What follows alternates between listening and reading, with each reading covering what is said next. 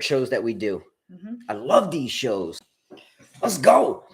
All right, here we go. Hello and welcome to another 5K tennis discussion. In this case, I like to say live chat. It is Monday, February the 20th, and it is Mardi Gras time here in Alabama. Are any of you fans of Mardi Gras? Are you a fan of Mardi Gras? No. Sorry, I'll turn the volume off on my phone. So you're not a fan of Mardi Gras? Nope. And why aren't you a fan of Mardi Gras? Let's define what Mardi Gras is for those of you who don't know. To me, it's a waste of time. Mardi Gras it's like a carnival or a festival that runs for a couple of weeks, and there's parades and people throw things. Anyway, instead of us being at Mardi Gras, we're here. No, I can't see myself standing there waiting for beads or moon pies or junk to be thrown at me. I'm sorry. There you go. Not a big fan either. Just saying. No, I'd rather sit on a couch, watch TV than do that. It's hard for me to sit down and watch anything. I'm just telling you, that's how bad Mardi Gras is for me. Agreed. Yeah. All right, we're going to start today's show with a set of questions that came from a couple of you, namely Troubled Mind and Yin Hao Court. Every once in a while when we have a day off, which we have today, we like to sit down with you guys and kind of get a little bit more personal in nature. So we're going to do that. So to begin today's show, we are going to read a couple of messages that were sent to us for topics of discussion today. Real quickly, before I read those comments and questions, I had something I wanted to kind of lay out there. Okay. Never underestimate the power of tennis. And let me elaborate on that. Our motto when we teach, whether on court or off court, is tennis is the sport of fitness, fun, and friendships. Okay. Even just a staunch tennis fan, a hardcore tennis fan, and not necessarily a player, if they're a staunch fan that have been a fan for a long time, even a fan, it can see eye to eye and kind of get into kind of the whole tennis lifestyle, right? Tennis is a lifestyle and not just a hobby. To be involved in the game in any capacity, fan or player or coach, it's life-changing. The tennis community is small. Yes, there's millions of fans worldwide, but the tennis community is very small. Why?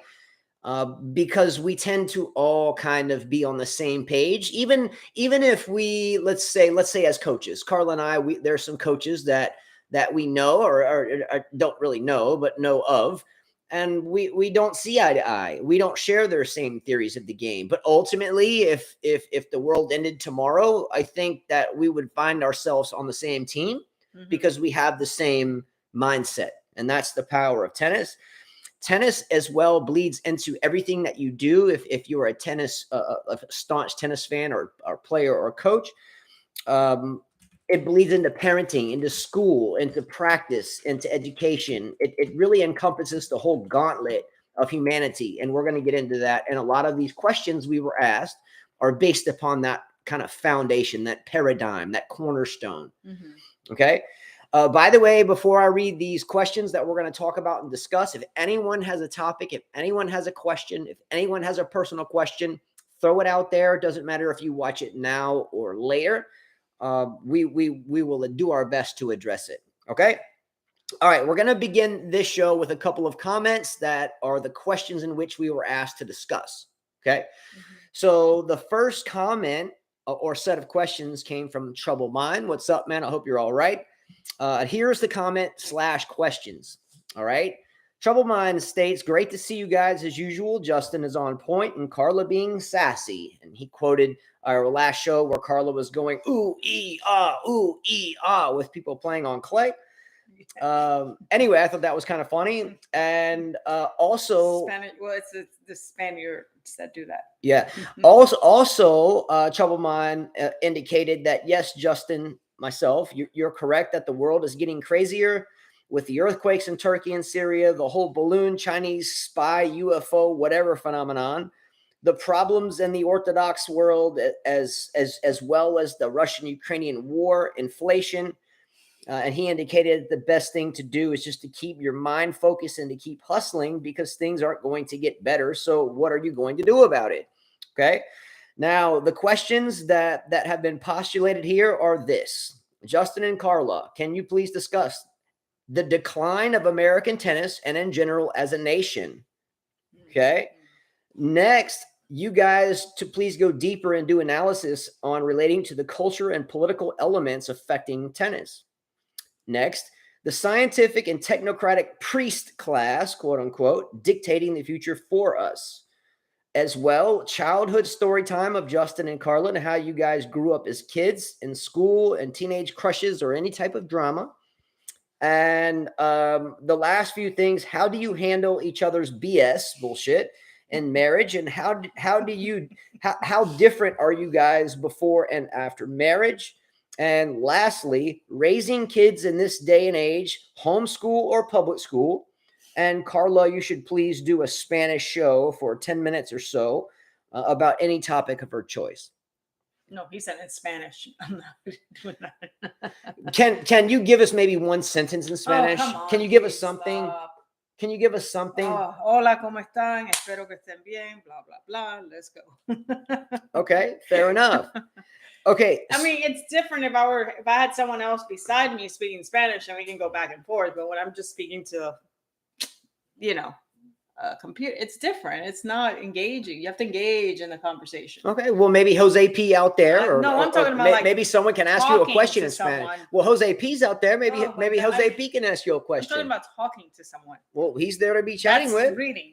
Okay, and the second one, or the second list of questions comes from Yin Hao Kaur. Yin Hao Kaur, oddly enough, well, I think kind of cool. The way he writes is very much like my father. Right. So here's Yin Hao Kaur's statement. Here's a random question. In your opinion, is there a such thing as taking your health too seriously, considering that everyone has a use by date, kind of like on produce, right? Can it be taken overboard? Can it be taken too seriously? Yeah, anything can be taken too seriously. Yeah. Okay, so he elaborates. He says, for example, some people watch what they eat to a T. With hardly any enjoyment in anything they eat whatsoever. Isn't it healthy to get enjoyment out of what you do, including eating? Yeah. Follow-up question: which of these from choices A to D would you think ranked as most important in terms of your health and well-being? Okay, he says A, enough sleep; B, exercise; C, nutrition and diet; and D, good, favorable life circumstances. He indicates that I think C and D, nutrition and diet, and good and favorable life circumstances, could potentially swap positions too, by the way. Another random question: are you hopeful that the future of the world will be a peaceful place? Okay. And two bonus questions. That's a lot to remember. Why don't you just do it one by one? We'll go back. Can Stefanos Tsitsipas win his first major this coming up Roland Garros? And which is more entertaining at this point in time, the ATP Tour or the WA Tour? So we're going to get into that, and we're going to go ahead and start with Troubled Minds questions. And his first question was the decline of American tennis and as well as a nation. Okay, so let's start that. Carla, give us your thoughts on the current state of American tennis. I think it's a lot better than it was maybe 5 years ago. 3 to 5 years ago, it's a lot better. I'm talking about on the men's side. It's a lot better because at least we don't have a superstar, but we have quite a few that are average, So it's a lot better. I feel like we're getting a little bit more exposure. We lost that obviously when Agassi, Sampras, Curry, or even players like Malavia Washington, Todd Martin. All those guys retired. There was a lot of American players that retired, and I felt like that was the downfall. It's more than just them retiring. I think we have Federer, Djokovic, Nadal come into place and took over everything. But I feel like these guys are bringing it up. I think more American players are interested because these guys are playing average tennis, so it's keeping American tennis alive. As far as the women, we know Serena Venus and many other American tennis players were very dominant. The women have been, always up and down. So pretty average, I would say, at the same. Why do I think tennis is at a decline? At least in the US. Because Americans love their team sports. Every kid that we know plays basketball, football, baseball, volleyball. Even though they suck at it, they play it. You know what I mean? Their parents are involved in it. I think it's more for the parents, but they're involved in it. They love that team stuff. They love the uniforms. They love the cheerleading. They love, the parents love this. So they get their kids involved in this, even though none of them are really great at any single one, but they're at least in a team. Tennis, I feel like most kids now don't have, they can't dedicate more than an hour to a sport, whereas baseball and football, they're practicing as a team, or they go to practice once in a blue moon and they're still okay to play the team sport. Whereas the tennis, you have to keep going and practice every single day, which this generation is not willing to do. They're not willing to spend the time. How many times I teach kids and the parents are like, oh, how are they doing? And my answer is, well, if they're just doing the lesson once a week, it's going to be a really, really slow process. Mm-hmm. They've got to practice. They got to put the time in. As a kid, as my generation, I remember living in New York and training with other juniors. We didn't only take lessons, but we would be hours on the court. We'd play practice matches and everything. We dedicated a lot of time to the sport. And I don't think that this generation is willing to do that. Very few are. Some very good points. Let me venture into part of his question about the United States as a nation. First and foremost, I'm very proud to be a citizen of the United States. I say that first and foremost. But I do think that, say, in the past 25 years, especially with the onset of smartphones, right, social media and the like, I do feel like a paradigm shift has occurred in the terms of laziness. Yeah, right? I was going to say that too. So, and what I'm getting at is let's just look at maybe a couple of lessons last week with a couple of young ones. And I obviously won't mention names because it's very common no matter where you go. To go out on the court and within 10 minutes, these young men and women and even the adults are already needing to go check their phone for the latest update or who liked their picture or whatever it may be. Also, what these devices bring to us is instant communication. So in other words, when I was a child in the 80s, or I was born in the 70s, but the years that I remember, 80s, 90s, if something happened abroad, internationally, it might take you a week or two to find out about it because it hasn't come out on the papers yet, but now it's instant. And also society is so much more influenced very quickly. Propaganda. In other words, what they read, they're going to believe. There was an old saying that I remember when I was a kid, never believe anything of what you read, hear, or see, that type of thing.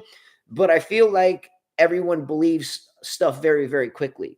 So anyway, the U.S. as a nation, I feel like, has too many isms and ideologies that make people fight amongst themselves, right? You might be pro this or con that, or the left or the right, or whatever it may be. And I think that people tend to think that they have a big say in that because they can type something on a phone. Right. And I really don't think that's the case. So I think people's minds get occupied with things that they think they are changing, but really they're just wasting time, that type of thing. So when we get on the tennis court, if we look at the U.S. as a nation, which I really do feel like is in a tumultuous era, right? I feel like that translates to tennis because the U.S. tennis at this point is in a tumultuous era. There's a lot of players, but none of the players are really great, right? They're just, as you said, average. They're average, right? There's nobody that you can say, ooh, oh, wow, that's a shot I want to do. It's a shot I've seen in college tennis. It's a shot I've seen in juniors. It's a shot that I probably can hit. Yeah. I guess I know what you're getting with the phone. To me, with the second thing would be that it's sad to me that most adults that I teach and most of the kids can't last more than 10 minutes physically. They're physical. They have no stamina, nothing. I am shocked at some of my students are tired after I feed 30 balls. I'm like, man, I'm not in the best shape of my life. I could be in better shape, but I could play tennis 8, 10 hours if you ask me to. I could still run and drill like crazy. I don't understand how adults and kids have gotten so out of shape. And even the skinny ones, I'm not talking about physically. I'm talking about they can't be out in the heat. They can't be in the sun. They don't, they have to sit down and rest. I feel like we are at the weakest era I agree with it you. can be. I mean, it's just sad to me. Sometimes I want to be like, come on, move your ass. Also, a lot of the coaching, and again, I'm not going to go too far into this, but a lot of the coaching you come across these days is not variety in the U.S. It is all inside out forehands. For those of you who don't know what an inside out forehand is, that is scooting around the backhand and hitting a forehand on the, if you're left-handed, on the do side, but if you're right-handed, on the ad side. So you're dancing around and hitting forehands all day. That's okay. However, we have to be able to hit the backhand, because if we don't take the ball early, we give our opponents time to recover. So it's important to have a forehand and a backhand. But a lot of the coaches, and especially in this area, and you grew up in the New York area, East Coast. I used to train there in Virginia Beach, out west California. I played in Florida. So when I was young, right, I'm 45, but when I was, 6, 7, 8, 9, 10 years old, we would have as much backhand practice, as much slice practice, as much drop shot practice, as much overhead practice, as much of practice in general on every shot. But now it seems to be here in the US, especially in this region, I know for a fact that our coaches are saying, all forehands, inside out, inside out. That's it, right? And a couple of coaches in this area tell their students verbatim, out loud, at tournaments, you got to hit the ball hard every shot, and you better hit a winner within 3 balls. Now, in comments, would you tell your student, forget the backhand, don't worry about it, don't have to learn to hit it, inside out forehands all day, and just hit the ball as hard as you can and hit a winner within 3 shots, or you've lost a point? And this is stuff that we hear a lot. Yeah, I heard it with a student. She didn't know how to hit a backhand. She said she hadn't hit a backhand in a year. I thought that was kind of nuts. And to me, the other thing with the youth is that they don't even watch the tennis pros anymore. Like, they just take the words out of some bozo's mouth. Don't you guys watch matches? Have you count what is the most common pattern? Is my question to them. Backhand to backhand. Mm-hmm. Backhand to backhand is the most common pattern. Which means if you have a weak backhand, you're in trouble. You're in deep trouble. Very big trouble. And I'm like, have you counted how many rallies? What is your average rally? Even on hardcore, it doesn't end on 2 or 3. How many times have we seen rallies go on? And it's basically who comes out with the better strategy, not who can whack the ball harder. I mean, it's just crazy. To me, I think consistency is more important than having that 1, 2, 3 punch. Because if you can outlast your opponent, you might lose the first set. Mm-hmm. Your stamina is going to be better second. And so, I mean, watch Djokovic. He can hit 1,000,000 balls. The guy is a wall. You know what I mean? You're not going to beat him by overpowering him, because he can do the same thing. You better beat him by having a different strategy, being smarter than him. Also, as well, these coaches that are telling young kids, when they come to us, they seem confused, because we're telling them, tennis is more like a marathon. Yes, hit the ball hard when you have to, but otherwise set up the point, open the court up, and so forth. And they're like, oh man, for years I've been told to hit all forehands, inside out everything, and have the point ended within 3 shots. The problem with this is big. If we're hitting the ball hard all the time, how consistent are your shots? Not very. You might have a great day at the office and be hitting your spots, but what happens on a day that you're not? You just get trounced 0-0, right? There's a lot of importance to have variety, right? We need to have pace. We need to have off pace. We need to have spins. We need to have top spin and back spin. We need to be able to kick serve, and we need to be able to serve big and so forth and hit our spots. But it seems to me this day and age in American tennis that the students, namely the younger ones, the junior players, all they're taught to do is whack a forehand, don't hit the backhand, and have the point over in 3 shots. Now, we heard this at a tournament not long ago, and if Ryan Mason is out there, he will be at some point. But Ryan Mason stood there and watched one of our kind of students be told by her coach that she must hit the ball extremely hard and by the third shot to have the point won or lost. Now, not mentioning names, how successful has this player been? Not at all. Not at all. Her game went from having possibilities to now whatever. Done.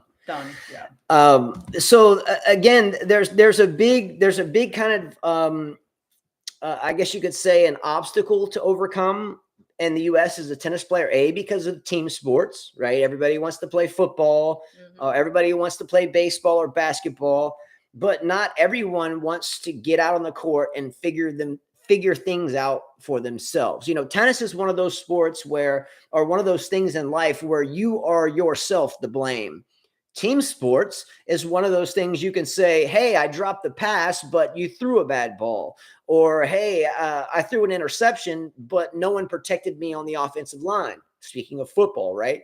So there's a blame game going on. There is no blame game in tennis, but there ends up being a blame game, bad line calls, bad sportsmanship. I had a bad day, whatever. But the problem I really do feel with American tennis is the same problem we have as a nation. We're lazy. Yeah, again, it's an individual sport. You have to work hard at it. Parents, they want the coaches to do the job, but yet they don't put their work in too. They have to take their kids to the practice court. If you don't play tennis, make sure they're practicing, get matches for them. That is your job as a parent. They're not willing to do that. Yeah. And then we have the spoiled kids.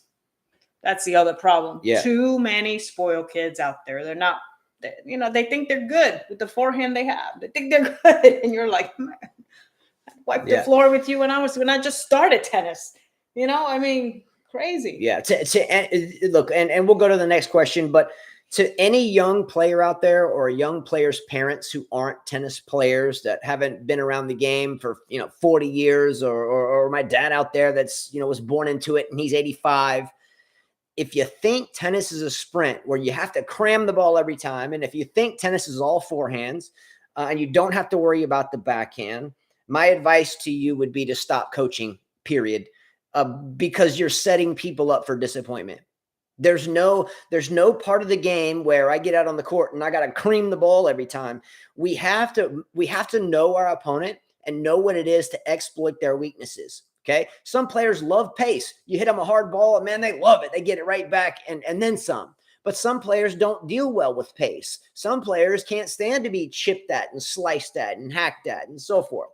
But most of the players we see these days, young and old, don't even know how to slice the ball. They have no idea. We get told, oh, well, for 5 years, I've been taking lessons elsewhere. I haven't gotten any better. If anything, I think I lose more than I have before. And no one has ever showed me how to hit a backhand volley with one hand. No one has ever showed me how to hit a backhand. They've only showed me forehand, and hit the ball really, really, really hard and have the point 1 in 3 shots.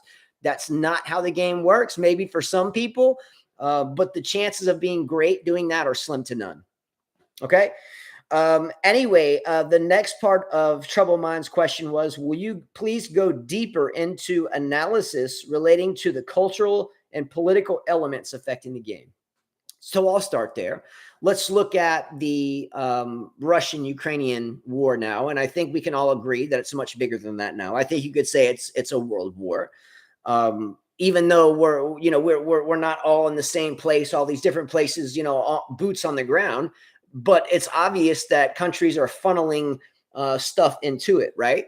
And what happens when this happens? We start getting propaganda and bullshit and stuff to trash this person from here or stuff to trash that person from there. Let's bring up an example. Let's look at Azarenka. Let's look at Sabalenka, and let's look at Kostyuk, the Ukrainian player. All three, and this goes deeper, Medvedev as well. All of these players have absolutely zero to do with the ongoing world war, in my opinion. Okay, zero.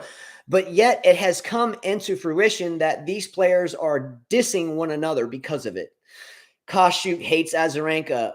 Azarenka, by the way, has been a lady about it and hasn't dissed back on Kostyuk, but Kostyuk has really thrown Azarenka and other Belarusians under the bus. Now, mind you, Azarenka, Medvedev, Rublev. Well, Svitolina said that they shouldn't allow the Russian players to compete. She said that, and that's ridiculous. I mean, I don't understand why they would bring. I don't like that part. I mean, sports is sport. Don't bring the politics or anything. Yeah, involved in that, race or anything involved in that. Yes. Now to begin the show, hey, there's Trouble Mine. You just missed. Let's the whole go, Trouble Mine. This is for you, bro. Why American tennis? This sucks. whole thing is for you. So Trouble Mine. By the way, currently we are on your second question. Go back at when it's done, but we were on your second question where you asked us to go deeper and do analysis relating to the cultural and political elements affecting tennis. I do want to say that I really feel like the war in Ukraine is a cultural war. I don't think it's a war of anything but cultural war. And I think that's what makes it so dangerous. Cultural war meaning open-minded thinking to closed-minded thinking, or the West way of thinking, the East way of thinking. And that's what I think makes the conflict so dangerous. So when this delves off into the tennis court, it really makes tennis kind of secondary, and then these people's propaganda more primary in a bad way, right? The war in Ukraine currently, in my opinion, it's a cultural war. It's about a way of life against another way of life, and I think anything less than that is naive. Right now, who is to say that the Eastern way of thinking or the Russian way of thinking is better than the Western way of thinking? The power of propaganda is that when we're brought up in school, we remember what we learned, and then we kind of evolve into this mindset. Now they do the same thing on the other side of the world. They evolve into their mindset. And then here we go. We kind of clash about who thinks that they're right and wrong, right? It really doesn't have any type of relevance on the tennis court. So when it starts creeping into the tennis court, then it becomes a credible conversation, right? So I don't think that the war in Ukraine is anything less than a cultural war, and I really feel like all sides are dug in to fight for their way of thinking. Now, who has the right way of thinking? I don't know, right? These type of cultural wars have been going on for thousands of years. Who's right and who's wrong, right? I really don't think the tennis court is the best place to solve that. No, this is tennis. We're watching tennis. It was just like when football, the players were kneeling. There was no place for that. Agree or disagree with them. I mean, there's just no place for that. And that's a fist bump on that. That's another great ism that made its way onto the professional sports playing field. The NFL players for a while there were kneeling. And then the NFL owners, let's say Colin Kaepernick, for example. I'm a 49er, was born in San Francisco. I bleed 49er red and gold. But the whole kneeling thing on the football field, it wasn't fitting the narrative the same way that Kostyuk and Azarenka and Rublev and Medvedev and all these, it doesn't fit the narrative. We must remind ourselves that tennis is a way of life. It's not just something that we do. It's a way of life. We tend to take into importance sportsmanship, humility. Yes, there's exceptions to the rule. Yes, there's time where people smash rackets and yell at the umpire. But ultimately, tennis is a very small community, right? There's things that Carl and I hear on the tennis court from people, 2,000 miles away in California about what they've heard about us, or there's people that we get in discussions with that are on the other side of the world, and we talk tennis. And no matter if we agree or disagree, I feel like we're all able to shake hands at the net, right? And if we find ourselves not being able to shake hands at the net, I think we need to ask ourselves this question. Are we being a good human being? Are we being a good sportsman? And then if you can answer those questions honestly, then continue. But if you can't, I would recommend to take a step back, to breathe a little bit. And there's a lot of things, the same thing when I remember Martina Navratilova for being gay. That was brought. You know what I mean? There's a lot of things that should not be involved in tennis. There's politics, sexuality, race, religion. There's a lot of things that should never be brought up in sports. William Spencer says it's all culture. It was about morality. British American players should be almost permanently banned for the actions of their/our government. Very good comment. After all, which countries are starting more wars? Darren LeBeau, what's up, man? Love you a lot out there. Also, I wanted to read this comment from Victor Muniz Jr. Well, that's because Michael Walker asked a question and you didn't know. Okay. The question is, whose reign is number one more impressive, Graf or Djokovic? Okay, so we just read this article before we started, so let's address those two statements. I think it's a time to applaud Novak Djokovic as usual. His is way more impressive. He has tied Steffi Graf's reign weeks at number one. And I couldn't think of a better person to do it. Right? Yeah, his is more impressive. One, because let's be real, when Graf played, she annihilated people. She was at a whole different level. Whereas Djokovic has had to play a lot of tough contenders. You know what I mean? Sonego. No, but he's had two other goats in his thing. You have to give it to the guy. It's a lot more impressive. Plus, the men play 3 out of 5. Plus, it's men's tennis a bit more grueling. It's tougher, so you have to give it to him for sure. I agree with you. Yeah. Also, Novak Djokovic, unlike Steffi Graf, and by the way, Steffi Graf is one of my top 5 tennis players of all time, up there with Serena and Martina and Justine Henin. Yeah. Monica Seles did get stabbed. I really believe in my heart, had Monica Seles not happened to her, she would have been number one for a long time. Agreed. Not only that, Graf would have a lot less slams, and she wouldn't even be in that conversation. So and Novak having to have performed at this level with all the behind the scenes propaganda and cultural and ethnic and all these different influences is just outstanding.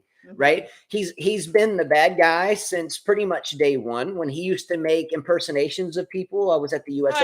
He was at that point immature, still young. Yeah, he was young. But most people, when they do impersonations of other people, like the gentleman Elliot Loney that talks like Rafa and talks like Djokovic. He's a comedian. I get it, but people laugh at him. Yeah, he's a comedian. When Djokovic did it, they shamed him, and that's because of propaganda and cultural, as Troubled Mind indicated, cultural and political elements affecting the game. So Novak Djokovic made a comedy type thing, impersonating people when he was 18, 19. I know, I was at the US Open when he did it, and I thought it was funny. That's funny. But everyone else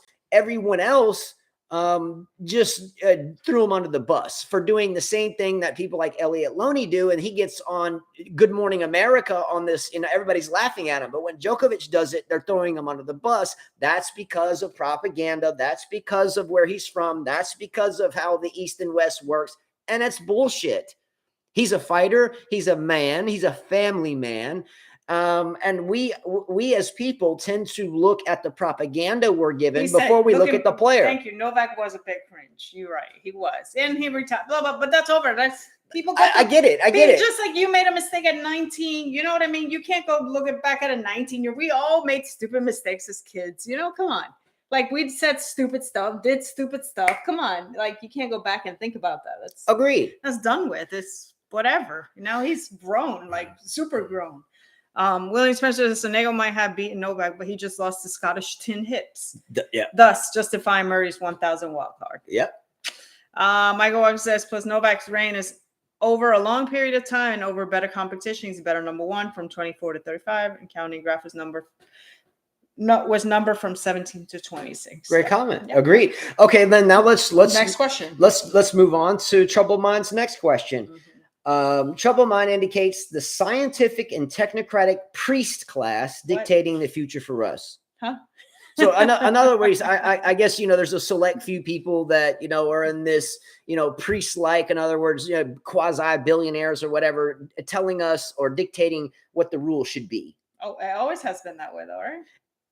And there's not a lot you can do about it, except at the very beginning of one of these questions, someone indicated, I think it was Troubled Mind. Yes, Troubled Mind says, but you got to keep your focus and keep hustling because things aren't going to get better. So what are you going to do about it? there are mouths and ideas and isms shooting everywhere. It is up to you, as Trouble Mind has perfectly indicated. What are you going to do about it? I just keep being myself and work hard and keep being myself. And Yeah, that's it. yeah, and understandably, And kind of be a little bit more open-minded, that maybe it's not my way that is right, you know? Yeah, exactly. I think as I gotten older, I was very close-minded, and as I gotten older, I'm like, who knows if the way I think is right. Be iconic. Be iconic.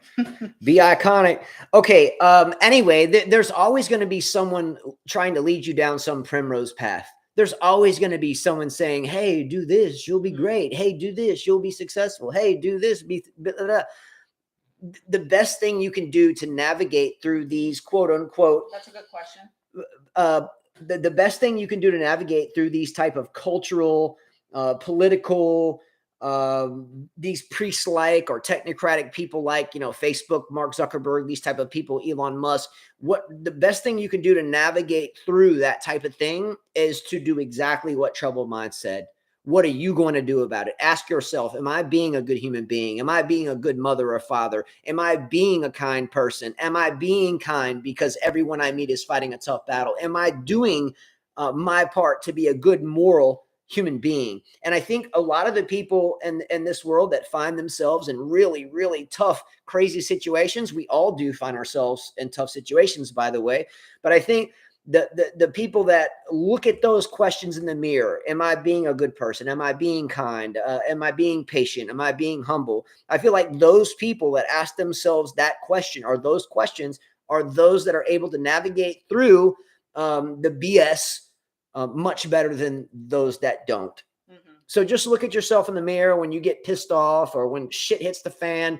Ask yourself, hold on, am I being a good human being in my mindset? And where am I going with this? Okay. All right. Here's Jose's P question. Jose P, is there still a lot of elitism in tennis in US? Absolutely. Absolutely. Elitism meaning, hey, my parents drive a Rolls Royce, or hey, my parents drive an Infiniti QX60, this type of thing. This is an interesting comment, because Carl and I, we have 5 children, right? We have 5 children, and Carl and I have a little Subaru, right? And we squeeze 7 people in there when we need to. There's not 7 people. It's 5 people. But okay. Okay, wait a minute. We just had Jonathan and Chris, everybody home, and we squeezed all 7 in the car. We got it. All I'm saying is we got a smaller car. Okay, because they were. Can I finish my thought? Don't say it that way, though. Okay, my what I'm getting at is there are a lot of people that have 1 kid, and they're driving this huge SUV with room for like 9 people. You mean like some of the ladies I teach? They got 1 kid. They got 1 kid. They got this, $100,000. But there again, they got the money, so they do it. It's not that they just have the money. It's that they have to be like the Joneses. Correct. They go to a certain school, and that going to that certain school, you must have a big, super brand new ride. Otherwise, you just don't fit in with the Joneses. So yes, there's a yes. And LeBeau, you're right, dog and cat. But yes, there is elitism in tennis, and yes, there is elitism. And sometimes I give bribes to people. There is elitism everywhere. Like Carl and I were trying to get our kids into a particular school, and we felt like that. Never mind. That's what I say. What? Never mind. After all the comments and stuff, and after seeing what I'm seeing. Like, I'm not going. You said we're trying to get them into a certain school. But we realized that we are not elite. I changed my mind. We realized we can't go to these schools because we don't have the. I don't want them to go to that type. I don't want them going to private school because we just wouldn't fit in. I don't want them thinking that they are going to have the same lifestyle as the other kids. I'm not going to pay your trip to go to Greece, Europe, and I'm not going to pay for your spring break to go hang out with your friends at the beach. I'm not. I feel like if the 2 boys... It's not that you're not. We can't afford it. Even if I could, I am not. I refuse to do it. Just saying. We work hard. If we want to, we could. But I'm not. Why? Because if you don't know that life is tough and you don't have to deal through hardships, when you get to that point as an adult, you're not going to know how to fight and how to get through it. Exactly. Do you think if my parents pampered me from the world, that I would have been able to go through one marriage and then know how to deal, and with everything else in life? And then, when we are married, everybody has their little things that they have to go through. Mm-hmm. Do you think we would have gotten through that? No, we definitely because I would have saw not. them. They had to bust their ass. I had to work as a teenager to help them. I saw a lot of stuff. Sometimes we didn't have food. I knew how to survive. Yes, and that brings us into the next question. So, Troubled Mind indicates in bold and all capital letters, childhood story time of Justin and Carla, how you guys grew up, how you guys met, and any type of school or teenage year crushes or any other drama. Do you want me to start on that one, or do you want to start that one? Which one? What's one question? There's many. Okay, so in other words, how did we meet? How did this happen? I think we've talked about it a little bit before, but Carla said it perfectly.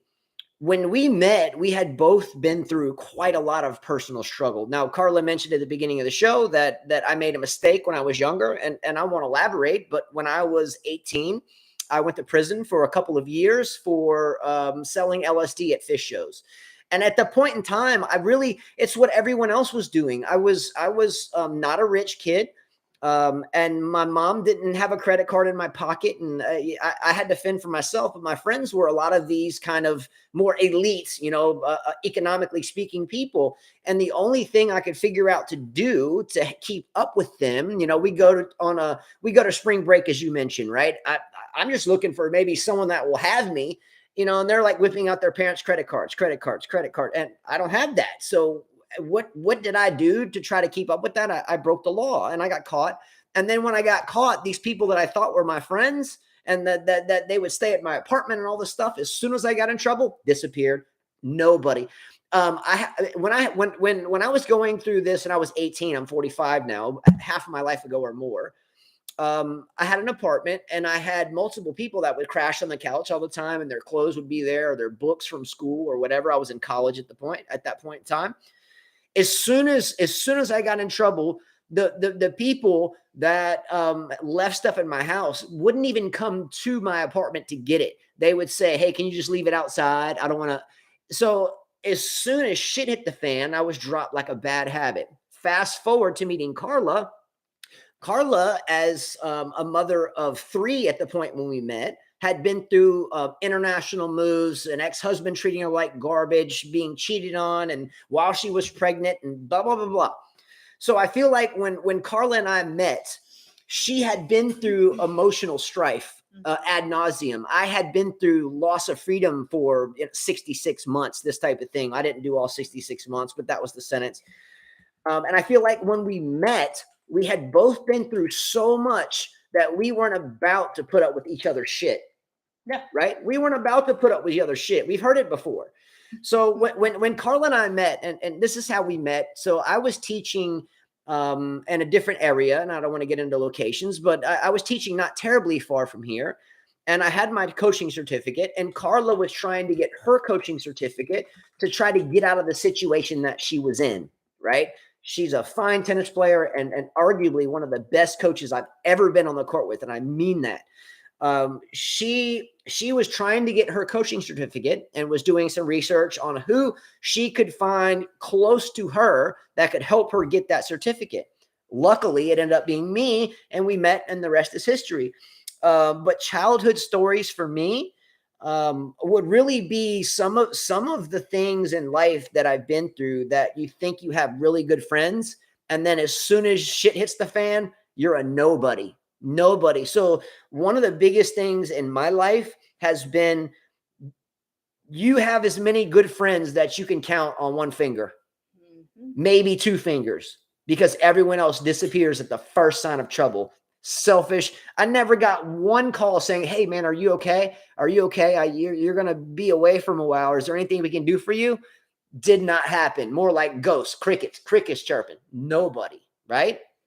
So if you had one early story to tell, what would that story be? A bad story? Any story. I mean, I didn't get in trouble like that. I had a very strict dad. My life was tennis starting at 11. So, but I did get to I watched my parents struggle. I worked as a teenager. We moved to Florida. I worked as a teenager to help them out. I worked at Arby's. I didn't even look at my paycheck. I give it all to my parents. Then I worked at a country club, did the same thing. And the Spanish culture family is very important. We help each other out. I'd go cut grass with my dad, clean bathrooms. We lived in a shitty ass house. You worked at Arby's before you were 16. Yeah, they paid me they paid some stuff under the table, and some was a check because they have to, report taxes or whatever. But I cleaned rich people's houses with my mom. She had on top of her having several jobs, she cleaned houses, in the weekends, and I'd go with her. And, I got, I didn't think anything of it. My parents couldn't afford regular clothes. We go to the flea market and 50 cents clothes, whatever. My paper. I went to a school where there were rich kids. So it was tough for me in Florida because I didn't fit in with them. Even the tennis team, when I tried out on the tennis team the first year, the girls didn't like me because here came someone beating them. Who am I? And you come from nothing. I come from nothing. I'm not in there. Parkland or Coral Springs, if you look it up, most of these kids live in mansions. I go to Marjorie Stoneman Douglas High School. I didn't fit in with them. Different culture. I looked different. I spoke differently. At that point, I had my accent, my New York accent, so they knew I wasn't from there. I remember even the girls, when I would run, they would make fun of me because I was very muscular, but I didn't care. Because I've lived such a tough, I watched my parents battle. That didn't bother me. None of that stuff bothered me. I could care less. But I never got in trouble. That's one thing. I never got in trouble. I was too fearful of my dad. But I also think because of that, I got married very young because I wanted to kind of get out of my dad's, control. So that would have been my mistake. But I had 3 kids, so I don't regret it with, my ex. I don't regret that. And then I met you. So I think everybody goes through something for a reason. And both of us, by the way, Carla, since she was very young, born, and myself as well, we made many moves. Mm-hmm. Like my family was military. So when I was born in San Francisco. We lived in San Francisco for about 2 years. And then my dad was transferred to Southern California. So we lived in Southern California for 3 or 4 years. And then we moved to Virginia Beach, Virginia, completely across the country, and lived there for a couple of years. And then went back to the West Coast. So during these times, there's changes, new friends, new whatever. So, I was always the kid that was introduced, hey, this guy's new in class, right? So always meeting new people, always dealing with things, always being the new guy in class, which is really quite uncomfortable at times. But I think Carl and I are pretty well versed and moves everywhere, right? Well, I didn't move so much as a kid like you. I lived in New York and had a lot of great friends, Well, I was talking to my best friend, who's still my best friend to this day.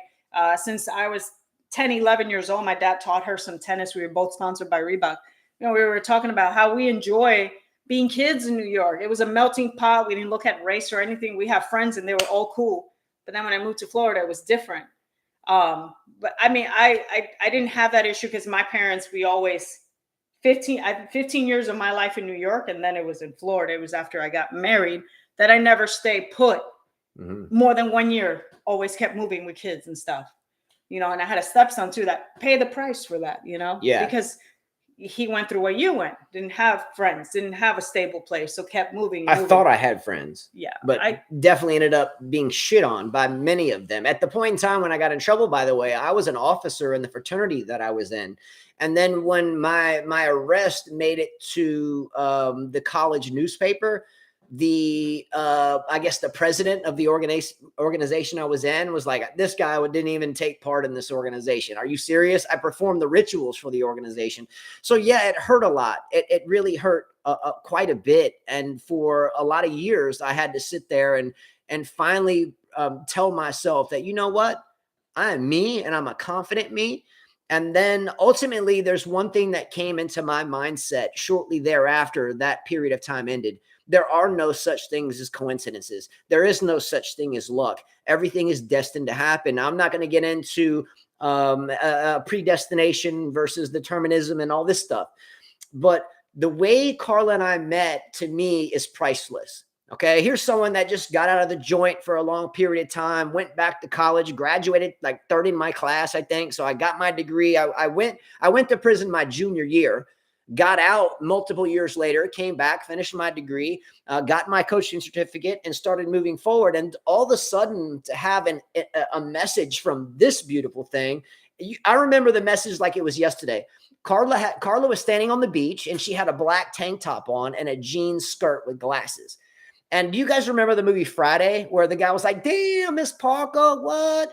I saw her and I was thinking Miss Parker. I was like, damn, really? And then ultimately to get a message shortly after I saw that picture saying, hey, I'm trying to get my coaching certificate as you have. Can you help me navigate through this and to prepare for the testing? It was like destiny. There was no luck involved. We met, and from that very first time we met, it was over. We already knew. And then the stuff we weathered from your ex-husband and all that stuff, it was almost like it didn't even matter, right? We stressed about it, surely, but I think when we met, there was no one on God's green earth that was going to get into our shit and have success in eliminating our bond. Nobody. Right? I remember when Carl and I, and I don't yell at me for saying this, but when our first child was born together, we had 11 cents in our bank account. 11 cents. And most people these days, we were asking about the future of, or Troubled Mind was mentioning, how do you see the USA as a nation? This wraps into that. So most people these days, especially those silver spoon fed people, if they had 11 cents in their account when their child was born, they would already be on mom's couch or mommy, bail me out. Mommy, bail me out. Daddy, bail me out. Well, guess what? We didn't have that to bail out. Yeah, we had mom and dad, but they ain't rich, even though my dad's a doctor, but he was long since retired and 85, whatever. But we did it together. We did it together. We found a way to make 11 cents turn into where we are today. And I think a lot of times when people meet us that don't know us very well, I feel like they can just say any old thing and we'll kiss their ass and all this stuff, but they don't realize what we have been through, right? They don't realize you've had machine gun guards outside surveilling or protecting your place and the Dominican Republic. They don't realize that I was up the river for multiple years. They don't realize that we had 11 cents in our bank account. And I really feel like it takes sometimes the shit hit the fan for people to understand where we come from. And I don't think that that's the case of the majority of American people these days. I don't think they have the fight. I don't think they have the willpower, and I don't think they have the freaking balls to dig in deep and fight. And that's all I'm saying. Jose P said, did either of you ever have a period of getting burnt out from tennis and leaving the sport for Yes. this many time? Yes. I stopped playing. I think after my dad said he couldn't help me anymore when I was doing challengers. I played one more tournament and I played like crap. I played against this girl that pushed the ball. And I remember telling the coach, I said, I'm done with tennis. I said, I don't want to see another racket, another ball. I hate this sport. Of course, I went back to it a few months later, but then I got married and I played in a league a year. I stopped playing for 8 years while I was with my first husband because he didn't really like me playing tennis. He didn't really like guys being around me and stuff. Since it's hard for me to play with women, because most women, I hate to say it, you reach a certain age, you kind of, they either disappear, they're playing in college, or they're not playing at that level. Yeah. I stopped playing for 8 years. How I got back into it, one day I was living in the Dominican Republic, started hitting against the garage door, and started hitting little by little, getting back into it. And then when I moved to Panama City, as that marriage was ending, I started going to the park and hitting with some guys and stuff. And then I met you. And I met you not too long after. So I had been playing tennis for a few months before I met him. So yeah, that's why I wanted to get back into it. That time was a difficult time, by the way. So when Carl and I first met, I would drive from Montgomery, Alabama to Panama City, Florida, and we would hit tennis balls a lot. Or quite, that's all we would do. We would do it nonstop from morning to night. We would play. Yeah. There was a time where Carl and I left work. I was working at till like 5 o'clock p.m. or 6 o'clock p.m. and Panama City Beach was like 3 hours for me. And I would drive to Panama City, get there at like 9 or 10 at night. And Carl and I couldn't find tennis courts that were lighted. So one day we found a parking garage. And there was a tennis court on the top of this parking garage, but it wasn't lighted, but there were street lights around the parking garage. So I went there and Carlo was like, let's go hit tennis balls. There was no lighted court. So we heard about a tennis court that had that was on a parking garage way up high. So we drove up the parking garage, got out and started hitting balls. And then the police, the security guard came up and was like, what are you guys doing here? We're like, oh, we're just hitting tennis balls. No, you got to get out of here. But there was a lot of interesting moments when we first met. And also her ex-husband, and I hate to bring this up, but her ex-husband, when he first found out about me, he would call me. He lived in Jamaica at this point. And so I would get these phone calls from an 876 area code, and I would be like, who the hell is this? And Carla would see my phone. She was like, 876, that's Jamaica. Don't answer it. But I would answer it. I would answer, and I would just say hello. And here's this guy on the other end, yelling at me, I'm going to kick your ass. I'm going to ruin you. Well, get the hell away. And only thing I would say is, man, I'm sorry you feel that way. And obviously he didn't know what I had been through in terms of prison. So he didn't really realize that I wasn't going to bow down to him, because I had to stand up for myself for like 4 years anyway. But these are things that I think made us a really strong team, is that you went through what you went through. I went through you went through what you went through. And then we met, and then we went through what we went through together. And it became a very, very strong bond, plain and simple. Okay. All right. Next part of Troubled Minds question. And I love this one. How do you handle each other's BS, in other words, bullshit, in a marriage? And how different are you guys before and after the marriage? Start there. I'm going to hit the boys real quick. So I would say in the beginning, like, I didn't know him, like his personality. When Justin gets angry, he gets angry for days and days and days and days. Whereas where I get angry for a couple minutes and I'm done with it, because I feel like life's too short, and I've seen just way too many people get angry at each other. How has that changed? Now I learned that don't even get him started, because it takes him forever. Sometimes, it's just, even though it's hard for me to keep my mouth quiet because I want to say something, sometimes I choose not to, especially at night. So I think we've kind of learned, just let it go. Just let it go. It's just not worth it, because our fights in the beginning would be 2-3 days where he was still angry. Cho might say, ooh, Carla's sassy. I don't know. I'm sassy, but I don't like to fight. I fight for like 5 or 10 minutes. Now, Justin knows when I explode, when I reach my tipping point, watch out, world, because I'm ready to take you down. He knows that. Sorry, I think one point he left. He said, I'm leaving, because he knew I was ready to destroy him. I think I walked to a hotel. I was ready to destroy him. He knew. I was like, you got me to that point. Now it's on. That was in Montgomery. I walked to a hotel that was like 7 miles away at like 2 a.m. Yeah, that was a rough go. So look, am I different from when I got married? Yeah, I'm a lot stronger. You mean when we first got married? I'm a lot stronger. Okay. Meaning that I tell him, I don't give a crap. You pissed? Too bad. Your problem. All right. So there's a big difference between Carla, between when we got married, or even before, until 13 years later today. And in one huge way. And that's her communicating with people. So when I met Carla, I was a service manager for Subaru and Ford Motor Company. I was still coaching, but I would do it on the weekends and at night, and so forth. I was more of an associate pro instead of a head pro. So when I met Carla, I was so proud to be in her presence. Like, she's got this banging body, Miss Parker, damn.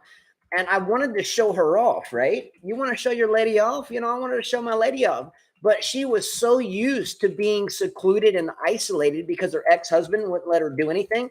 Like, Carla was not allowed to go play tennis with people out of jealousy. I don't want you hanging around with any other guy that might jeopardize my future with you, this type of thing. Even though that dude was bringing girls home and screwing them while you were in the house.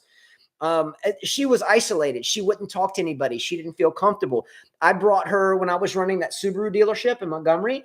I brought her to the dealership, and I wanted to walk you through the shop to meet all the technicians and then my service advisors, right? And she was so apprehensive. She wouldn't make eye contact. She wouldn't look. She wouldn't talk. She was very apprehensive about talking to anyone.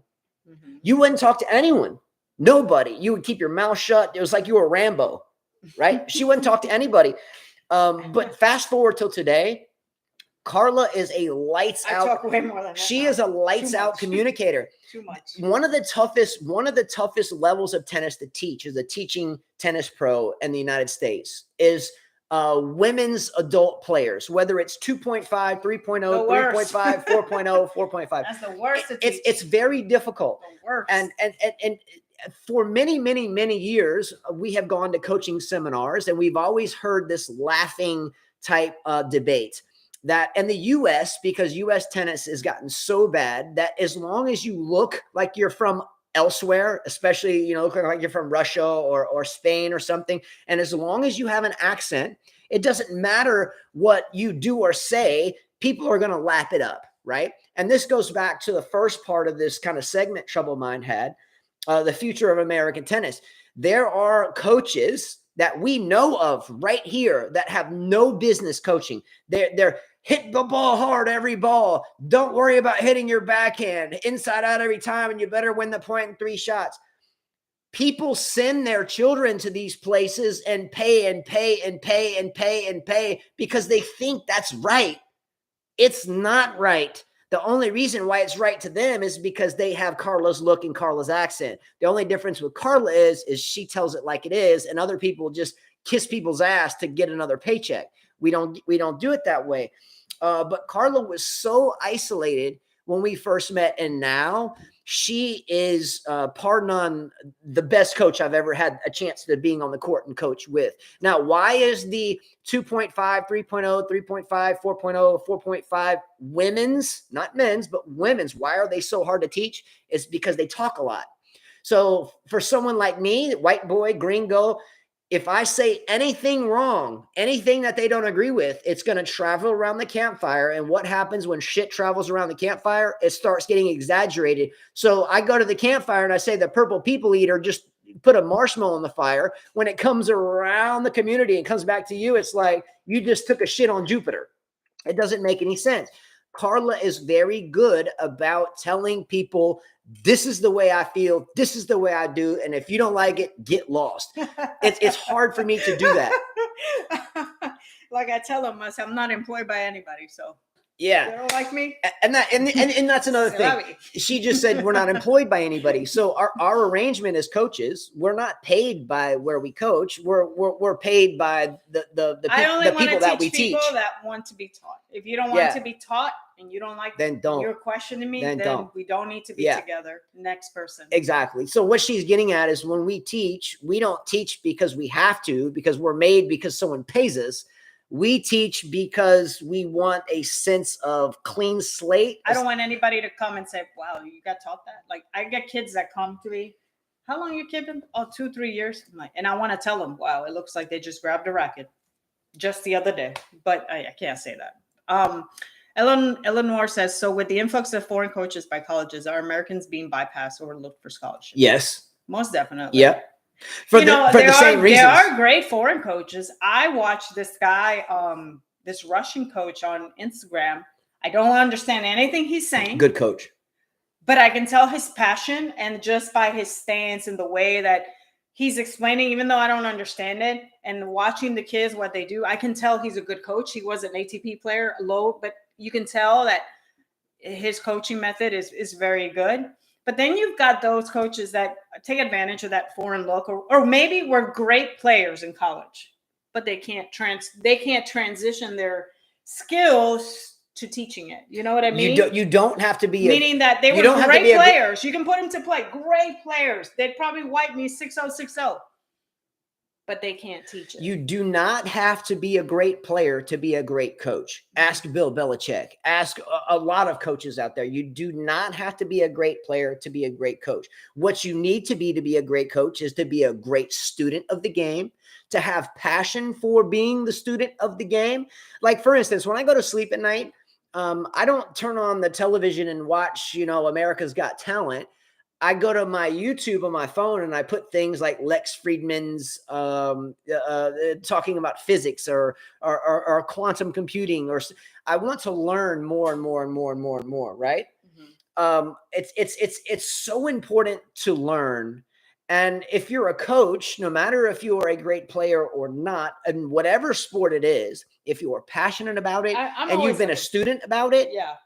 I always look at other coaches just to see, and I'll put my own ideas together, and I'll be like, "Oh, this was good," and I'll say it. William says, rich women in their 30s and 40s paying fortunes for you to stand there and to be told hit harder. So heaven doesn't exist on earth. Exactly. Yeah, that to me, Exactly. I think the most with the ladies, the problem they have with me is when I tell them that we don't hit two-handed backhand volleys. We have to hit certain shots. Their left arm in America seems to be dead, the zombie arm. Zombie arm, yeah. You know, their serves, the way they move, they wait for the ball and they're back on the defense. You know, it's like they have a hard time with this because they weren't told to do this. I'm like, I just don't get it. I like Trouble Minds comment here. He says, imagine, he says, whenever I'm watching tennis, I always think what Justin and Carla would say. Thank you, man. This has been a great first segment with your questions, and we still have to get to Yen Hao Coors. But yes, there is a lot of things that we have learned from being an entity, Carla and I together. Carla is correct. I get mad, and when I get mad, I'm a pretty chill dude. I really am pretty chill. But you know, sometimes it gets to the point where there's a stick that breaks the camel's back. And when my back gets broken, I can't shake it. I stay pissed off for like days at a time. And I think over time that I have learned that I don't want to be pissed off for days at a time, because it's really hard to go out and be a positive motivator. Come on, turn, hit, come on, let's go, take it early. Come on, move your feet. If I'm pissed off, because then I'm just like, fuck it.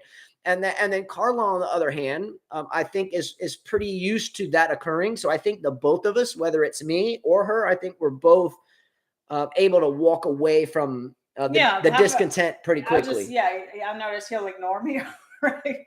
And it's better that way because we know what's going to happen.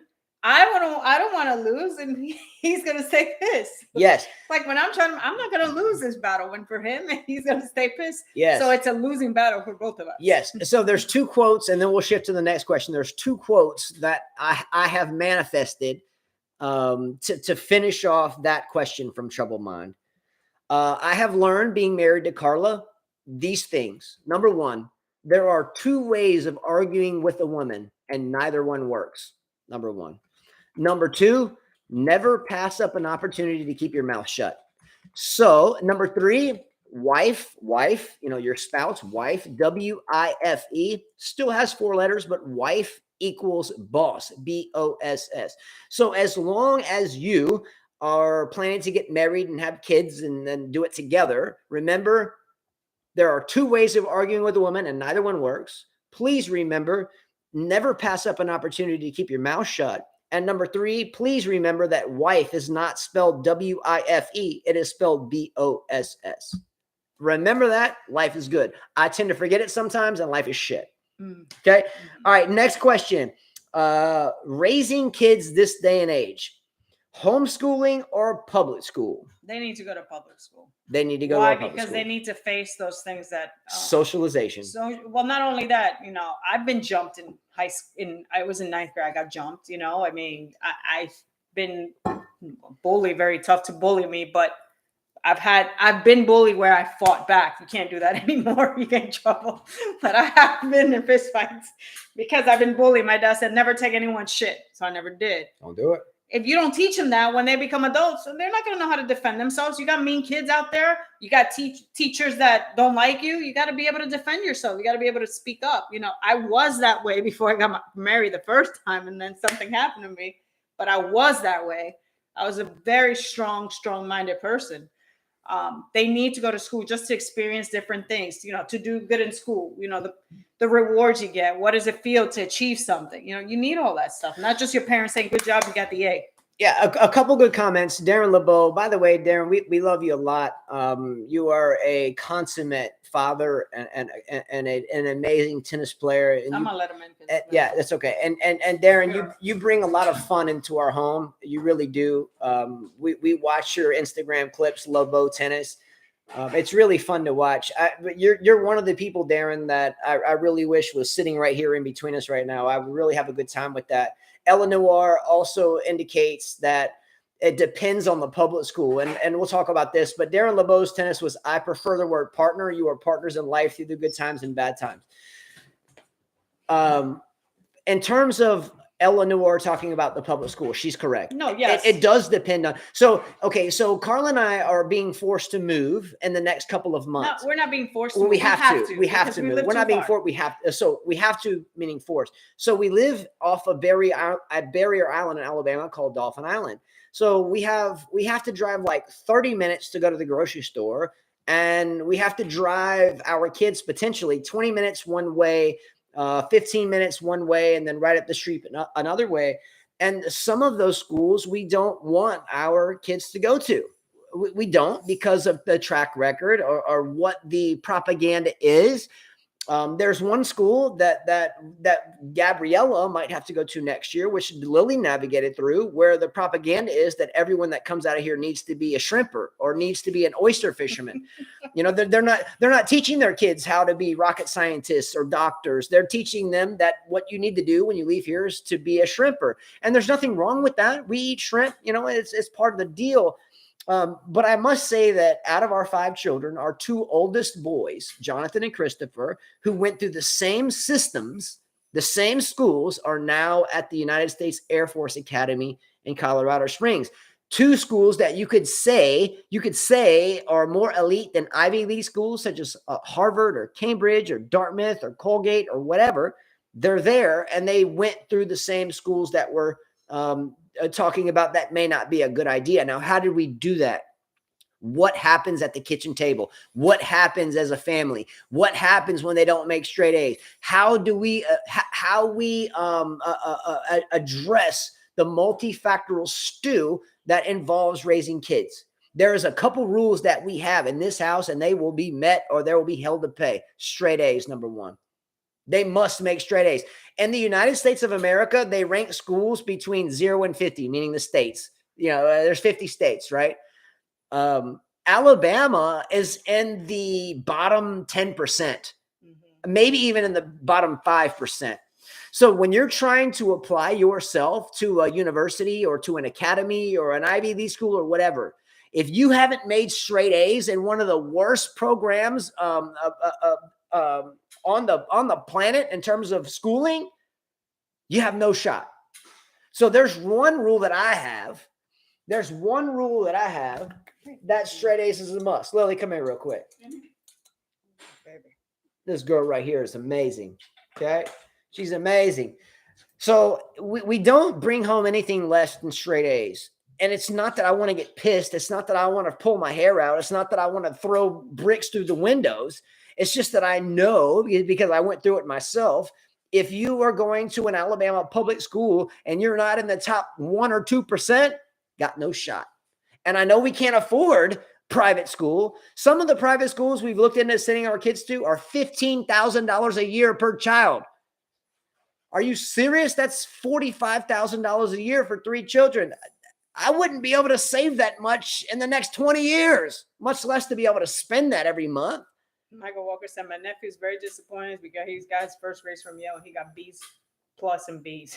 Okay, hold on. Let me read back to that. Okay, so Mike Walker, I love Mike Walker. Mike Walker, I love you a lot, man. You're a really good, you're a fine man. But he says, my nephew is very disappointed because he got his first grades from Yale. And he got B pluses and B's. Great job, Mike Walker, to have your nephew in Yale, one of the finest institutions on the planet. Oh, by the way, Mike Walker, let's go. I'm going to show you this right here. Lily, can you hand me my notebook there that's on the table? I want to bet. I want a big bet. Big bet, bro. Okay, Mike Walker, this one's for you. So I back in the day in college, I used to bet on football a lot, and I tried to come up with the theory that to keep up with the line of the bet before it starts. So if the line goes down, take the favorite. And if the line goes up, take the underdog. So before the Super Bowl started, Carl and I drove to New Orleans. New Orleans, what's up? And the Kansas City Chiefs line changed. So I bet the Kansas City Chiefs plus the 1.5, and I bet the over, and both of them hit. Let's go, Mike Walker. Let's go. Wah, wah, wah, wah, wah, wah. So so betting is illegal in Alabama. So once I won the bet, so I went to New Orleans and I filled out my ticket, and then I got my ticket. And then I came back here and I asked them, well, how do I get paid since I can't bet here? And they said, well, you just got to make copies and send them. What's up? Want $400? 400. Let's go. Caesar Sport book. Bam, bam. Bam, bam. Let's go Kansas City in the over. Let's freaking go. Hopefully I get my check, though. I hadn't seen it yet, but I'm hoping I get it. Okay? All right. You ready to move forward? Yep. All right. In terms of homeschooling versus public school. We talked about that. Socialization, I think, is and is of the course thing. it's important what school you pick. I mean, I agree. I'm looking into public schools right now, and I'm picking one where there's an IB program and the JROTC programs there, and I feel like that would be a good fit for Lily because she wants to do the same things as her brother. So yeah. And Gabby was accepted into a magnet school, so yeah, she's going to one of the best magnet schools. It's just now little Justin I'm worried about. We have taught for many years children, and a lot of them are homeschool children, and a lot of them are just regular school faring children. The problem with homeschooling children is that sometimes they don't have really a good idea how to communicate with people. They don't. Yeah. They get kind of, if you ask them a question, they're kind of looking for their parents, which isn't around, or it's like they haven't seen the society as a whole, right? Homeschooling is great. That's great. I think the church up the street, the kids go to homeschool and they're all in nice colleges. Very successful, so I think that homeschooling has, it all depends on the parents. Are you involved in their homeschool? Are you making sure that it's not just you giving them the A's and stuff? I mean, there's kids that are brilliant. Yeah. Now, what is the most common ACT or SAT score that it takes to get into a major university? ACT, 31, 32. SAT, I'm not adept in the ACT scoring process, but it needs to be a high score to get that scholarship. Most of the homeschooling kids don't get anywhere near that ACT score. Why? Because yes, mom and dad aren't, quantum physicists that are teaching you the algebra and physics that are on the tests. So homeschooling takes, I think, away by multiple things. A, socialization. Okay. I can't teach my kid how to navigate through a whole echelon of people and different ideologies and isms. I can't teach them how to stay humble and kind of in the middle of all this stuff, right? Also, too, the things such as physics or chemistries or algebra or college algebra or finite mathematics and stuff like this. It's really hard to find a parent that can teach all of that. And I know you get in these web classes and all this stuff, and you have this online teacher trying to figure it out. But there's nothing better than hand on hand, like, in other words, on hand experience. Like if I have a teacher in front of me, like for me in college, statistics was a really tough course. Statistics, college stats. Has anybody taken stat in college at the university level? Really freaking difficult class. If I would have had to taken that online, I would have never gotten through it. And I had to take 2 years of it. I was a psychology graduate anyway. Statistics was an important part of that degree. I would have never been able to get through it if it wasn't for having a teacher or tutor right in front of my face, right? Homeschooling, I think, takes a lot of that away. So not only does homeschooling not have the right teacher on student attention, but it doesn't have the right socialization. Okay. If I'm at homeschool, how am I going to find out who my first hot girlfriend should be? Look, when I was in 5th grade, I hate to say it, I've always liked dark-headed, dark-eyed girls, dark skin. I'm a dark guy. I love the dark, man. I was like, dark. I love it. I love dark. The proof is in the pudding. So when I was in 5th grade, there was this girl in Virginia Beach, Virginia. And I guarantee you my mom and dad out there remember this. Her name was Megan DiGeronimo. Looked just like Carla, honestly. Strong little Italian girl. I remember when I first tried to ask her out in like 4th grade, I wrote her a note. Hey, will you go to the whatever with me? And I was so embarrassed to give it to her. I gave it to one of her friends, and it was lunchtime. So I knew that the bathroom window, in the men's bathroom or the boys' bathroom window, there was a way I could climb up on the wall and look out the window into the playground. And I gave the note to one of her friends. And she went there, and you fold it all up in this way where you pull the thing out and it opens up. You remember the way I never did that. Yeah. So I had it all folded up, like pull me and all this stuff. And I gave it to the friend. I was like, hey, will you give this to Megan? And I ran into the bathroom. She was hot too. 5th grader was like banging. So I gave her the note, and then I was so scared about what she would say with the note. And she went out to the lunch yard, and I got up on my. I hear the story a lot. I got up on my thing, and I looked out, and I saw the girl give the whole circle of girls sitting around eating lunch her note, right? And she opened. I saw this laughing, giggle, giggle, giggle. I'm like, whoa, man, it hurt, man. I mean, I don't know. No, I didn't get rejected. I think I got rejected at first, but we still went to that 5th grade dance together. Fifth grade. Do you know what song we listened to? Grade. Do you know what song was our song? You remember Bon Jovi, Living on a Prayer? Living on a prayer. Whoa, you better take my place. Whoa. That was our thing, Living on a Prayer. But Megan DiGeronimo taught me a lot. Suck it up, Buttercup. He did ask us a question if we had crushes. Oh, we did have crushes. Okay, go with your crush. So Troubled Mind says childhood crushes. Go with your crushes. All of them. Give me all of them. There's one. His name is, and my friends watch. They be like, I can't believe it. Joshua Vittich, a tennis player. Joshua Vittich. His dad is a kind of like a doctor, like your dad. Was he hot? Blonde, tall, lean tennis player. He was hot? Yeah. Okay. Loved him. I used to write on my shorts and all that. I even said I would name my first son after him, but I didn't. I changed my mind. I named him Jonathan after my brother. Okay. Good but call. I had the biggest crush on him. I mean, I've always liked skinny, tall guys with light hair and light eyes. Yeah. Yeah. Everyone knew. But again, I didn't date. So I didn't go up to him. I didn't do any of that. I was too busy with tennis. Good job, girl. But so everyone knows. Everyone, even like Philip, you know, who watches our show? Bruckowitz? Not Philip. No, Philip. He's a doctor. He's the neurologist. Oh, MD. Yeah. New York, that was his friend. They all know about that.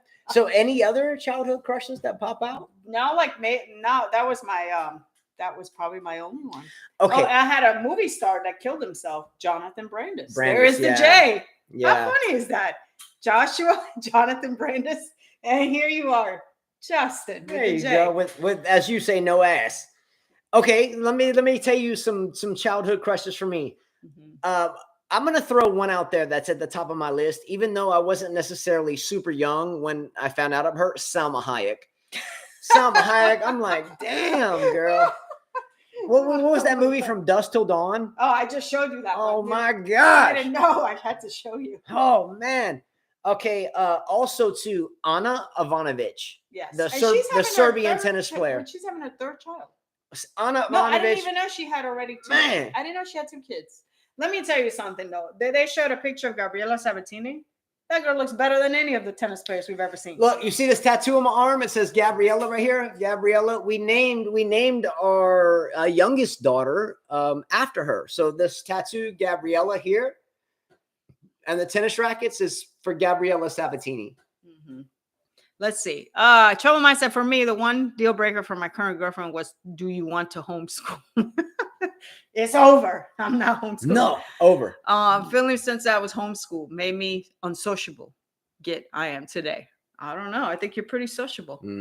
Eleanor says tennis is an individual sport. Even if you surround yourself with a team, the player bears the burden of providing the check. Great comment. Absolutely. Yeah. Wait, okay. So this is a very poignant comment because a lot of the tennis players over the years that Carla and I have trained, and a lot of them from the first ball that end up going to play college tennis. We have one now at Spring Hill. Several. With several, yes. Gabe at Mobile College. Anyway, but you're right. We tend to get wrapped up in the fact that now we're a part of a team. But yes, it's the individual results that haunt you. Right. So yes, we're part of a team. Yes, we're going in this together. But ultimately, when you win or lose in the sport, no matter how much of a team ordeal that it's supposed to be, it falls at the individual level. Yeah. Okay. Very, very, very much important there. Okay. Shifting forward to Yin Hao Kaur's comment. So Yin Hao Kaur sent this comment, and here it is. Okay. Yin Hao Kaur, quote, here's a random question. In your opinion, is there a such thing as taking your health too seriously, considering that everyone has a use by date? For example, some people watch what they eat to a T, with hardly any enjoyment in anything they eat whatsoever. Isn't also healthy? Isn't it also healthy to get enjoyment out of what you do, including eating? So in other words, he's saying people focus so hard on eating to a T, but isn't it healthy as well to enjoy what you're eating? Follow-up question: which of these, from choices A to D, would you rank as the most important for your health and well-being? Starting from A being the most important, here's my ranking. A, enough sleep. B, exercise. C, nutrition, diet. D, good, favorable life circumstances. In ending, he puts, I think C and D could potentially swap positions too, by the way. And another random question: are you hopeful that the future of the world can be a peaceful one?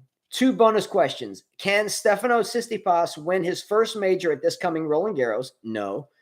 And which is more entertaining at this point, the ATP Tour or the WTA Tour? Okay, let's start with that. Okay, start there. Yeah. Can people take their health too seriously or go overboard with it? I think so. Yes, I've seen women where they take it way overboard and they look very sick. Mm-hmm. There's nothing wrong with being healthy, but I feel like you could still enjoy yourself. Life is short. We're gonna all die one day. Mm-hmm. Jeez, I mean, I could be healthier, but I think I'm happy with myself, honestly. I agree with you. I'm 10 pounds heavier than what I used to be, but I'm kind of happy with myself. Could I lose it if I want to? Honestly, yeah, I'd have to bust myself working out again, which I was going to do today. But you want to enjoy yourself. But I don't know that I'm going to do it because I still got some things to do. You want to enjoy yourself. But you know what? I'm out on the tennis court. I'm pretty healthy. I'm healthier than most people that are on these strict diets, you know? I can outlast them stamina-wise. Agree. Yes, it's important to eat healthy. Absolutely. Everything is in moderate. What do you say? Moderation. Moderation, right? Yes. Should you eat bread sometimes? Yeah, sometimes, you know, there's those times where you have the birthdays or something, or maybe you see something like when we went to New Orleans. Yeah. The beignets, I wanted to have it. I would never eat that on any other occasion, but I wanted to have it. But we had fun doing it. We had fun doing it. Do I drink? Yeah, I do drink. You know, like we had fun in New Not Orleans. A lot. But you know what I mean. Like on my days off, do I drink? Yes. You have a Mike's Hard Lemonade or Well, that's my drink. Or I like the Irish cream thing. Yeah. I love it. So you know, I want to enjoy myself. We can't be too strict on ourselves. Like I said, we're gonna die one day, and geez, I would hate to think that I didn't enjoy my life, which is important. I would say sleep is number one. Without sleep, you don't function as a human being. Agree. Gotta have sleep. And to me, the other one would be good, favorable life circumstances. Agree with you. Now I'm going to pick on my own dad for a minute. And my father was a Navy captain for a lot of years and a flight surgeon doctor. So a lot of his operations in the military were late at night. So he has kind of weird sleep hours, but he'll see this eventually. And I love you, Dad, but I'm gonna throw my dad kind of on the bus, not under it, but on the bus. So my dad, Dr. Davis, dad to me, always tries to plant in Carla and I's heads that you have to eat organic. You can't eat meat. You have to be vegan. You have to get all organic. You have to. Your life's in jeopardy if you don't. Okay. The problem with this is affordability. So again, we have 5 children. We live in a duplex. We rent. We've never owned a home. We live pretty much month to month. I think it's safe to say. But we took a gift card that we were given. We had a gift card. We got a gift card. Thank you for the gift card. Yeah, this was during Christmas. It was sweet. It was very nice. But we got a gift card and we were told to go get organic foods at Fresh Market. Okay. $100 didn't go far. Yeah. So the gift card was for $100. Mm-hmm. And when we left there, we had 2 bags. There was some organic kale. There was like some organic whatever. Just grow your stuff. That would be the easiest way. Who has time for that? I don't know. So we get it. It's important to do that, but the affordability is a huge deal. So, you know. But I think you could still eat that stuff with the other stuff. Like, I'm sorry. Mix it in. I've had the salads. That shit don't work. I'm freaking hungry. Like a minute later, yeah. Come on, man. Now, like, now dude, mind telling you, me that I'm gonna be strong. No, maybe if I follow Novak Djokovic diet and I can afford a nutritionist and they could be and to constantly eat it. they constantly eating. I can't do that. Yeah, like for us, you know, we go to the club every day. On the way there, we drink one. I drink a smoothie. I make myself a smoothie. Organic smoothie. I drink an Equate protein drink that I buy in packs of 20. So I drink one of those. That's breakfast. I drink it. I put like the organic thing that I bought. It's got 22 grams of protein, and I put some fruits in it, and I blend it up, and that's my breakfast. But I'm hungry. I'm hungry because I'm hitting balls. Yeah. So then for lunch, what I do is I get one avocado, not organic. It's just what I can afford, and then I get a can of processed chicken. Yes, she makes it for me. So she gets an avocado. She gets an avocado, mashes it up, and then puts a can of chicken in it, and then stirs it up, and then I eat that for lunch, and that's okay for me. And then we get dinner, and then who knows, because we don't get home till 10 o'clock at night most of the times, and it's either whipping up something on the stove. That's why we're moving too. So what I'm saying is, yes, it's important to pay. Yes, it's life changing to pay attention to your diet, but to the point where it has to be organic. It has to be. My grandmother died when she was 99 years old. She didn't eat anything organic. She was from Honduras. My great grandma. Okay, she had her meat, she had her rice, she had her beans, she had her drink. She was 99 years old. Yeah. Come on. Now in terms of sleep, of course she didn't smoke, which doesn't help you. Yeah. Now Yin Hao Kuo mentions his order of importance in no particular order, but enough sleep, exercise, nutrition, diet, and good and favorable life circumstances. By the way, reiterate, Yin Hao, love you, bro. I really do. Love to see you here one day, or vice versa, us there. But he mentions enough sleep. Has anyone ever heard of restless leg syndrome? Have you ever heard of restless leg syndrome, or RLS? I deal with it every night because of him. I get smacked by pillows. Oh my gosh. He smacked me the other night 3 times with the pillow. I'm like, oh my God. Yeah, within the past, say, 10 years of my life, I get this thing. And I'm trying to go to sleep, and it feels like my quadriceps, my top leg muscles, I can't get them still. It's like I have to flex them, or I have to lift them, or I have to walk around.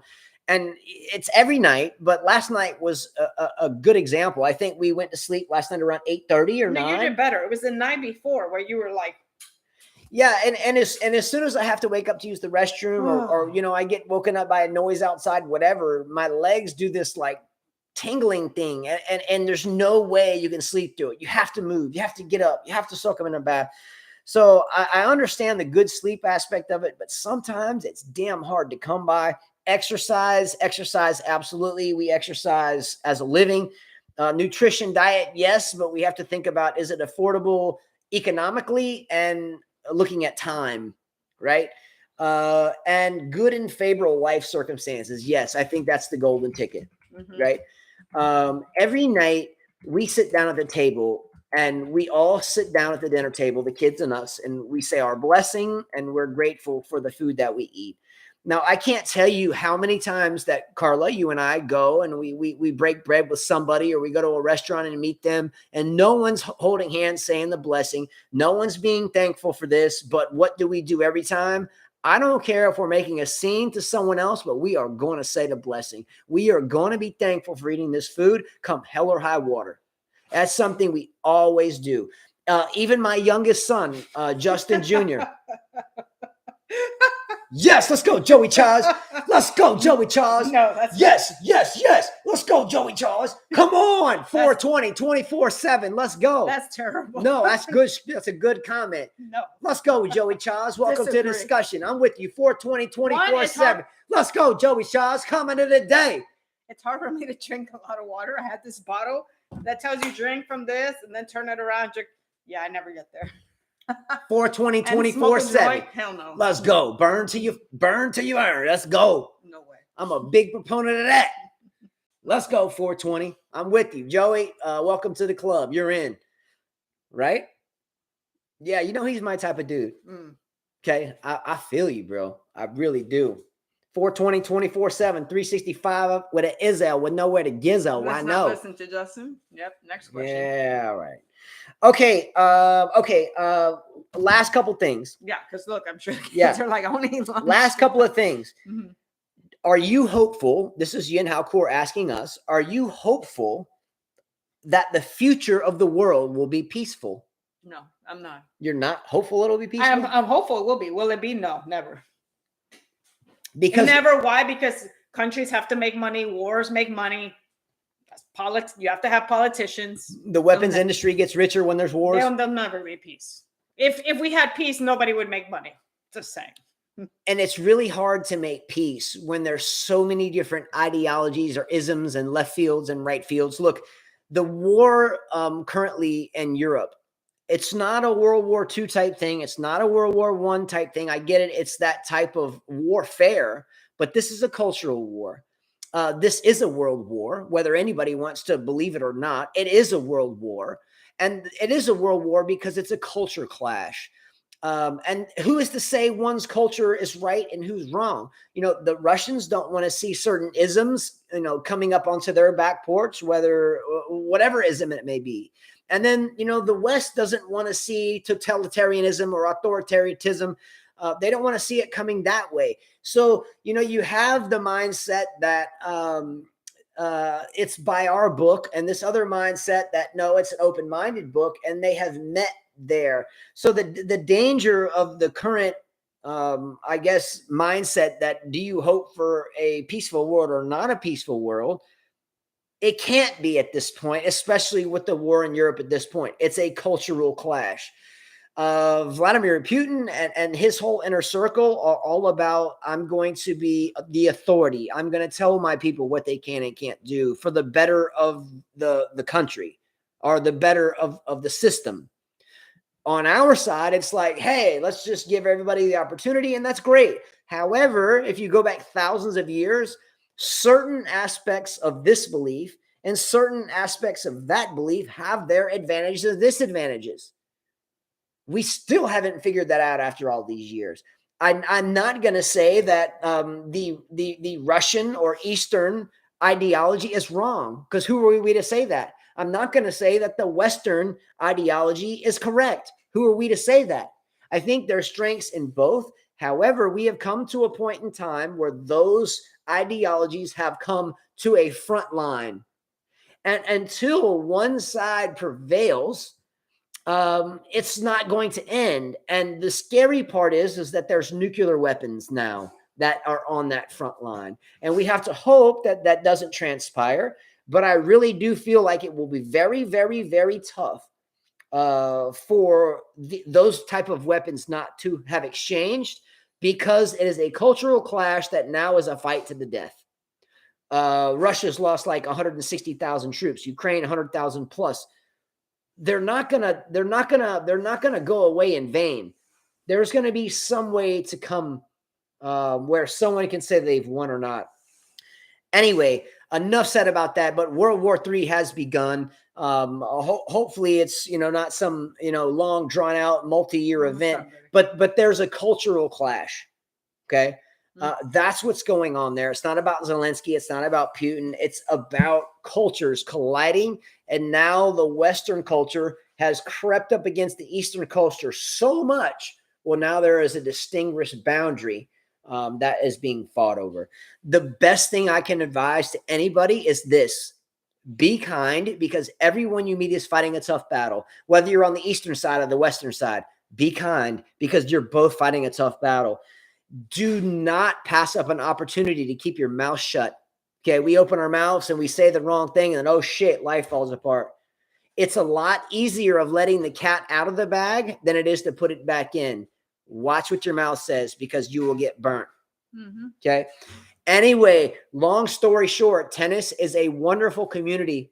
Whether or not you are on the same song sheet as another tennis player or another fan, whether Carl likes Nadal and I like Djokovic, or whether someone likes Federer and this person likes Wawrinka, we as a tennis community have the ability to see through the little comparisons between Federer, Nadal, whatever, and ultimately, once we squash and get through that, we can see together that we're like-minded, and together we can get out of this negative mindset. Be kind, because everyone you meet is fighting a tough battle. Be positive. All things tennis. Love one another. Work hard, because if you don't, guess what? Someone else will. Okay? Fair enough. Mm-hmm. All right. Much love to you guys. Great show. I really enjoyed it. And in comments, there's not another major coming up until May, right? The French Open. So in comments, whether this video or another one, just like Yin Hao Core did, just like Troubled Mind did, put your questions list. The only reason why we did today's show is because of Troubled Mind and Yin Hao Core. So the shout out to Yin Hao and to Troubled Mind is thank you for giving us this this kind of platform to talk with things that you had interest about. And it really kind of made today much more fun by discussing those things. Okay. Yep. All right. Much love, guys. We'll see you soon. And don't forget, for the French Open, Roland Garros, we will be doing our fantasy team competitions once again. Top 2 winners winning $50 US each. Don't forget that the GOAT, the greatest of all time in those games, is Casper, a.k.a. Dedseville. And don't forget that Hunze Chi and Thomas Chi also are defending champions. And don't forget that nobody won the cash for the finals predictions for the last major. So we're going to add to that and make this upcoming French Open a big time pot. Okay. Don't forget to subscribe, and we're out. Thumbs up, sub. Peace.